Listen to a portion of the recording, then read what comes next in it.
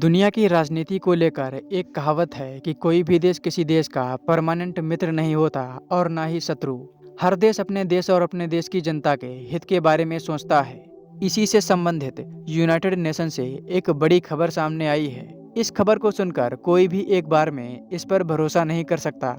एक समय पर ऐसा होना असंभव प्रतीत होता था, लेकिन ट्रंप ने इस असंभव को संभव कर दिया है। अमेरिका अब नॉर्थ कोरिया के साथ खड़ा हो गया है। इस खबर से यूरोप में भूचाल आया हुआ है। खबर क्या है, चलिए आपको विस्तार में बताते हैं। हाल ही में यूनाइटेड नेशन की जनरल असेंबली में रूस और यूक्रेन युद्ध को लेकर यूरोपीय देशों ने दो प्रस्ताव पेश किए। इन प्रस्तावों में रूस की जमकर आलोचना की गई थी। जब इन प्रस्तावों पर वोटिंग हुई तब 193 देशों में से 93 देशों ने इस प्रस्ताव का समर्थन किया।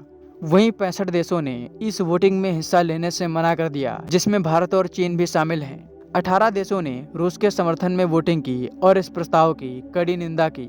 अब आप में से कई लोग सोच रहे होंगे कि ये तो नॉर्मल है, इस तरह के प्रस्ताव अक्सर यूनाइटेड नेशन में आते रहते हैं।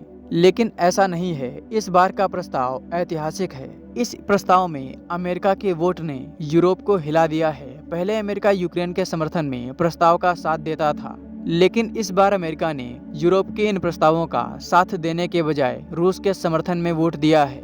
ये खबर इतनी बड़ी है जिसका अंदाजा आप इस बात से लगा सकते हैं कि भारत और चीन जैसे देश, जो रूस के बहुत करीबी देश माने जाते हैं, उन्होंने भी रूस का साथ देने के बजाय प्रस्ताव पर वोटिंग करने से मना कर दिया। वहीं अमेरिका ने नॉर्थ कोरिया जैसे देशों के साथ खड़े होकर रूस के समर्थन में वोट किया है।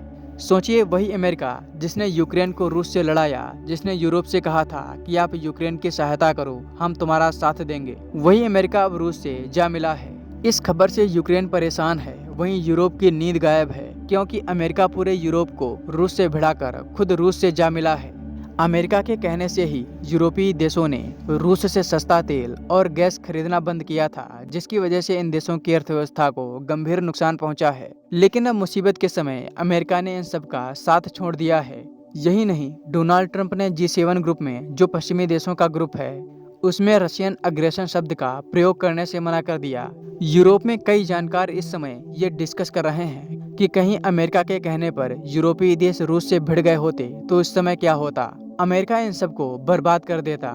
जो यूरोप अमेरिका के इशारे पर आंख मूंद कर चलता था, वो अब अलर्ट हो गया है। जिस नाटो में शामिल होने के लिए यूक्रेन ने रूस से युद्ध किया, अब वही नाटो अपने पतन की ओर बढ़ता हुआ दिखाई दे रहा है। दोस्तों, आप लोग डोनाल्ड ट्रंप के इस फैसले को कैसे देखते हैं, हमें कमेंट बॉक्स में जरूर बताएं। वीडियो पसंद आई हो तो इसे अपने दोस्तों के साथ शेयर करना ना भूलें, और अगर चैनल पर नए हैं तो हमें सब्सक्राइब जरूर करें।